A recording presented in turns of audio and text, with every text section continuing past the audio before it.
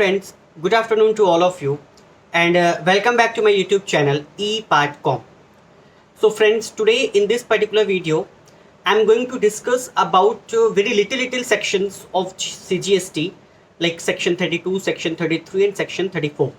So in this particular video I'm going to discuss about section 32, section 33 and section 34 of CGST act 2017। बहुत ही छोटे छोटे से sections हैं और बहुत ही सिंपल से सेक्शंस हैं, आपको समझ में आएगा। बहुत ही ज़्यादा इसमें टेंशन लेने की जरूरत नहीं है कि सेक्शन में क्या है क्या नहीं है।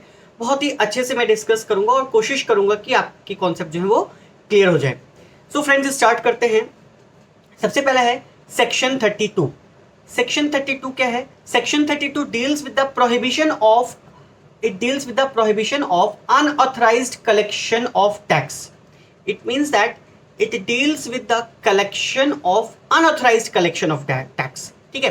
So if any person who is not having a registration number and he is collecting tax on behalf of government, it means that he is collecting tax illegally in an unauthorized way, because only the person who is a registered person is authorized to collect tax. इसका मतलब क्या है कि कोई ऐसा person जो कि इस पर्टिकुलर एक्ट में रजिस्टर्ड है, जिसके पास वैलिड रजिस्ट्रेशन नंबर है जीएसटी का, only that person is allowed to collect tax on behalf of the government.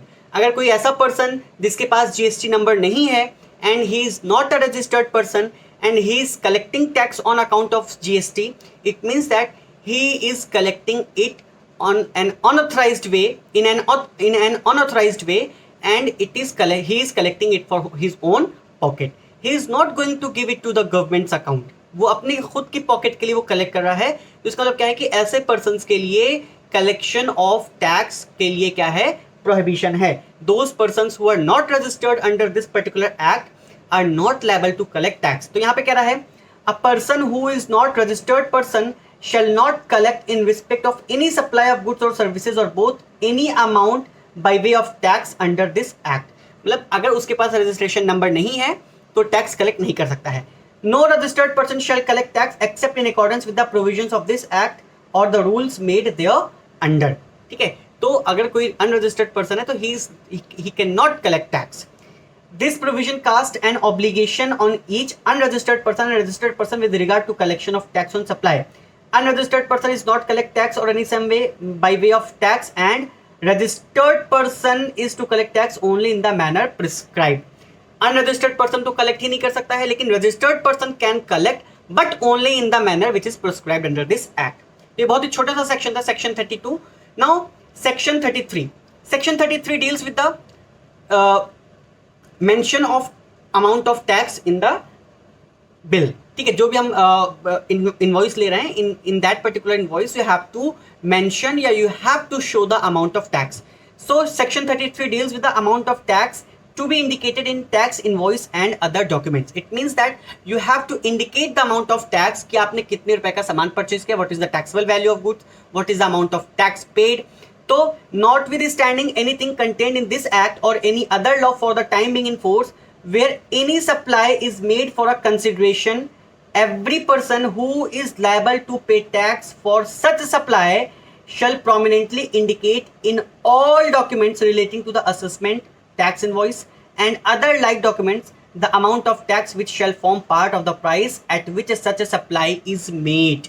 इसका क्या मतलब है कि whatever amount of tax is collected from customer on behalf of the government, the supplier is liable to indicate those amounts on tax invoice or like documents which is issued in lieu of tax invoice. Suppose that ये हमारा tax invoice है, this is my tax invoice,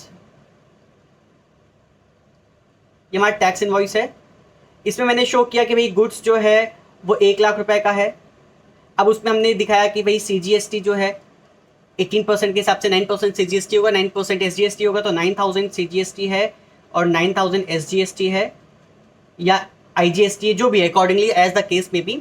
तो total value जो होगी हमारी, total value जो होगी वो हमारी होगी 1,18,000. So it means that you have to show the amount of tax. You have to indicate the amount of tax on tax invoice और other like documents which is issued in lieu of tax invoice. ठीक है, तो ये तो हमारा section 33 है, छोटा सा सेक्शन ये भी था। नाउ सेक्शन 34, सेक्शन 34 भी बहुत बड़ा सेक्शन नहीं, बहुत छोटा सा सेक्शन है। Credit and debit notes, credit and debit notes. Credit and debit notes भी जो है वो हमारा इश्यू ऑफ इनवॉइस के अंडर ही आता है।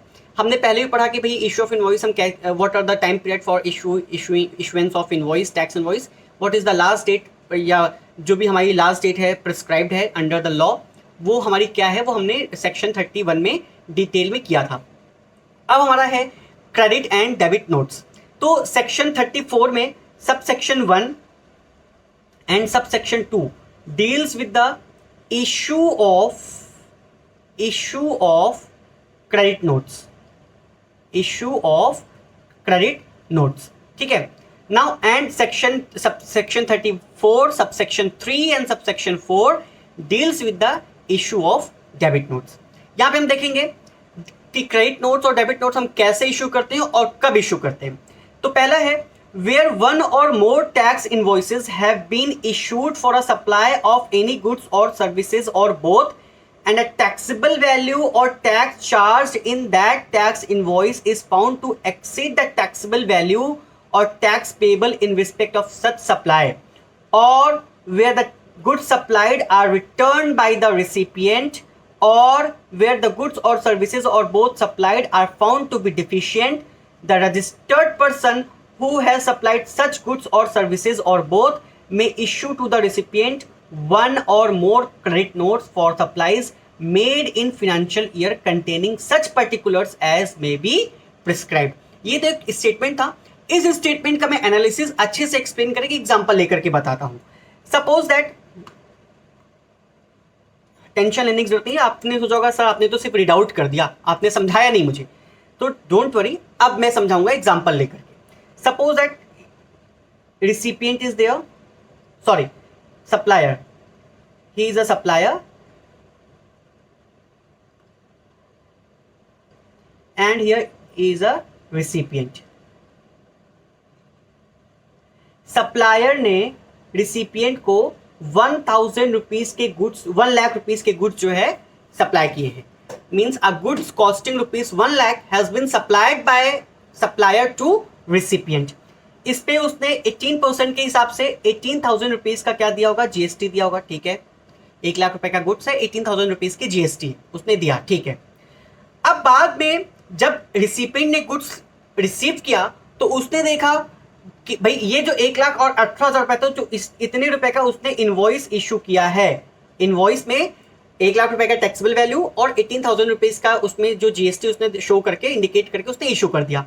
Now further, recipient found that the goods costing rupees 20,000 is defective। उसने देखा कि भी 20,000 रुपीज के गुड्स जो है वो डिफेक्टिव हैं, they are of no use। तो रिसिपिएंट ने क्या किया कि 20,000 रुपीज के गुड्स जो है वो उसने उसको क्या किया है, रिटर्न कर दिया। रिटर्न गुड्स रिटर्न कितने का है, 20,000 रुपीज का। अब हमको यहां पर देखना है कि जो सप्लाई हुई थी, supply was made for rupees 1 lakh plus 18,000 उस पर टैक्स था। ठीक है, 18,000 रुपीज का टैक्स था, सप्लाई 1 लाख रुपए की हुई थी।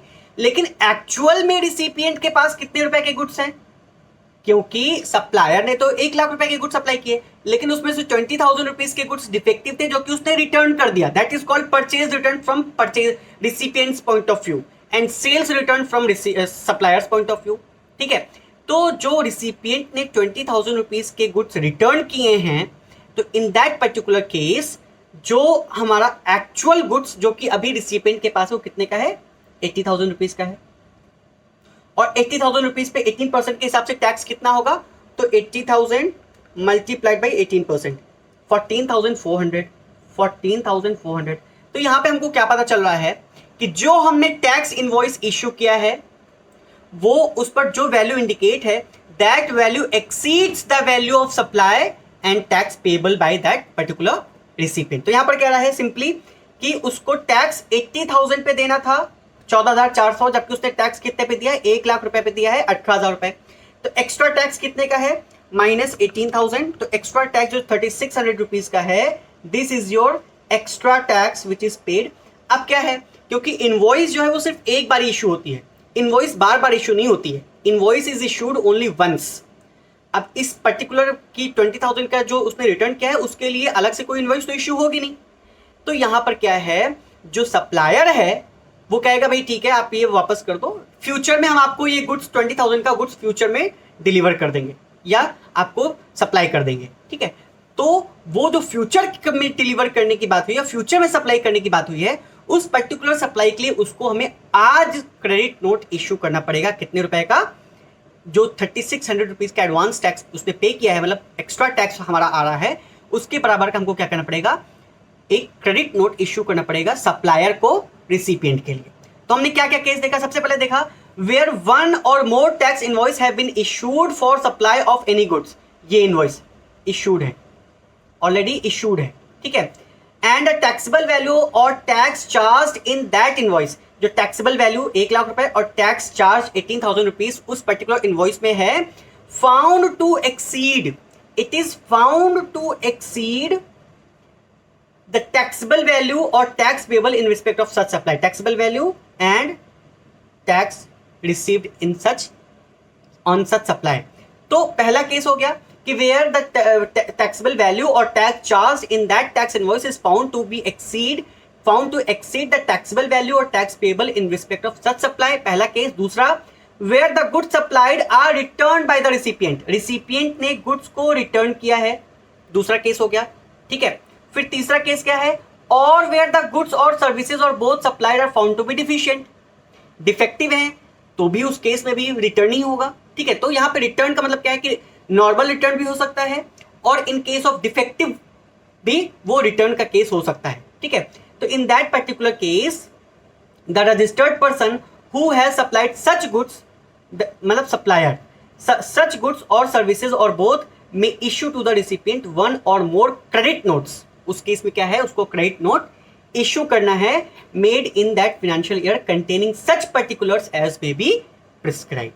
होप कि आपको क्रेडिट नोट का कॉन्सेप्ट समझ में आ गया होगा कि क्रेडिट नोट हम किस केस में किन किन कंडीशंस में क्रेडिट नोट इश्यू करते हैं। तो ये तो था subsection 1, section 34 subsection 1 issue of credit notes.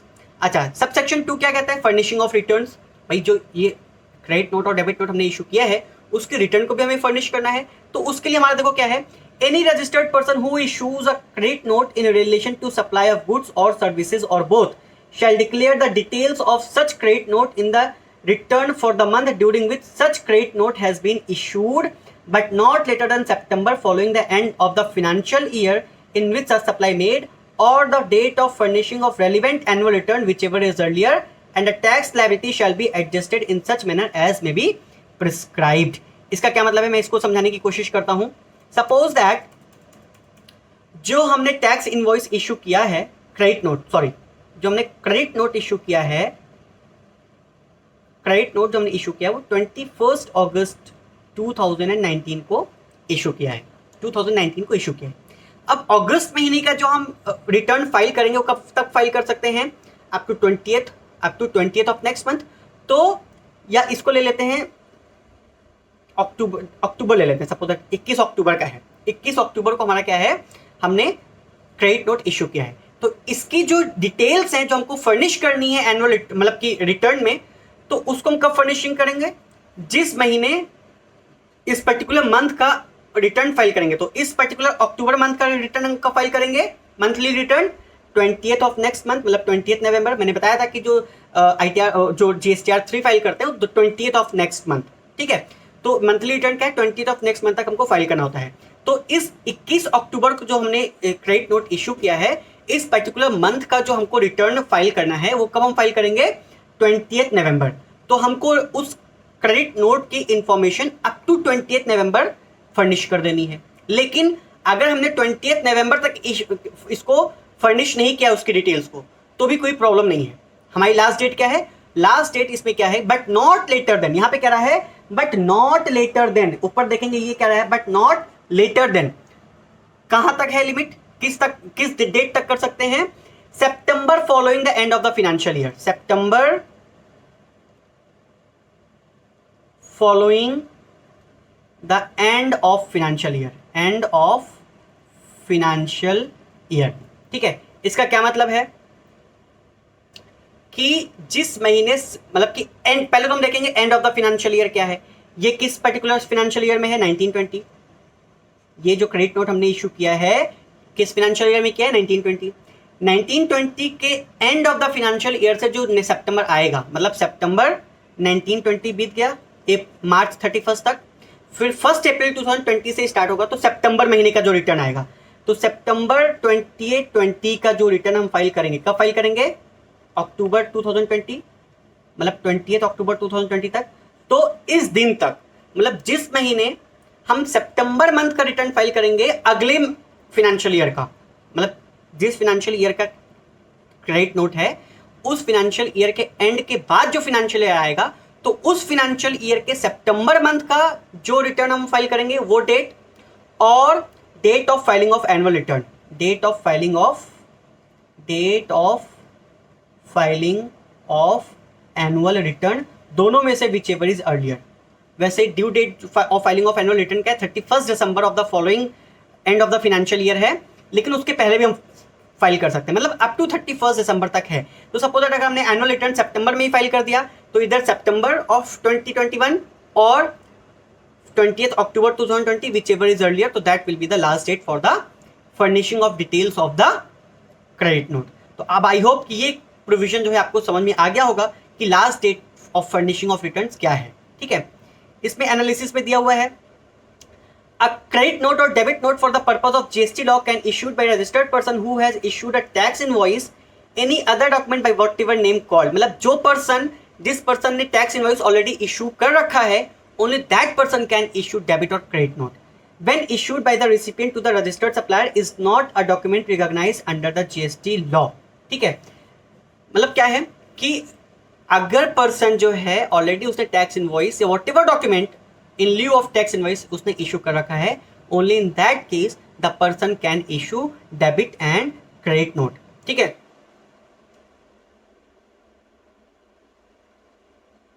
अच्छा, फिर क्या कह रहा है, conditions on issue of credit note, what are the conditions, कह रहा है the supplier may issue one or more credit note for the supply made in the financial year through one or more tax invoices which have been issued by him earlier। The credit note cannot be issued at a time after either of the following two events। पहला क्या है, मतलब last date के बाद हम file नहीं कर सकते। पहला क्या है, annual return has been file, अगर हम, क्योंकि दोनों में से which ever is earlier है, अगर हमने एनुअल रिटर्न फाइल कर दिया है तो उस दिन तक हमको उसकी डिटेल्स फर्निश करनी है, उसके बाद हम क्रेडिट नोट इशू नहीं कर सकते हैं। Annual return has been file for the financial year in which the original tax invoice was issued. Suppose जो टैक्स इनवॉइस हमने इशू किया था वो 21 अक्टूबर को इशू किया था 2019। अब इसका जो एनुअल रिटर्न हम फाइल करेंगे, 1920 फाइनेंशियल ईयर एंड हो गया, उसके बाद का जो एनुअल रिटर्न मतलब 31 दिसंबर तक का डेट होता है, अगर 31 दिसंबर तक हमने क्रेडिट नोट इशू नहीं किया है तो फिर बाद में हम उसको इशू नहीं कर सकते हैं। ठीक है, और September of the financial year immediately succeeding the financial year in which the original tax invoice was issued. Same जिस पर्टिकुलर ईयर का टैक्स इनवॉइस, यहाँ पे क्रेडिट नोट की बात नहीं हो रही है, टैक्स इनवॉइस की बात हो रही है, क्योंकि last date to issue the credit note है।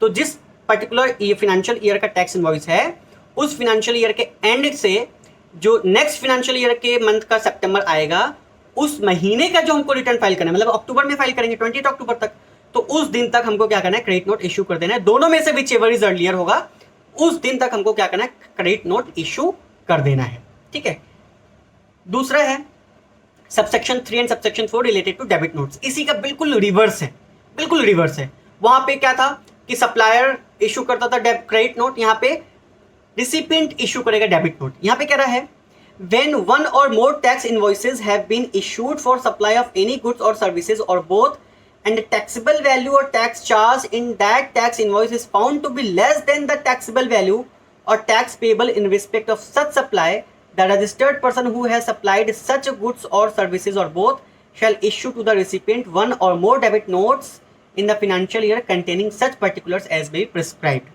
उसका रिवर्स कर देंगे। सपोज दैट उसने 1 लाख रुपए का जो रिसिपिएंट है R और सप्लायर है S और रिसिपिएंट है R। ठीक है, in this particular case supplier ने 80,000 रुपीज का इनवॉइस इशू किया है जिसपे 14,400 टैक्स है।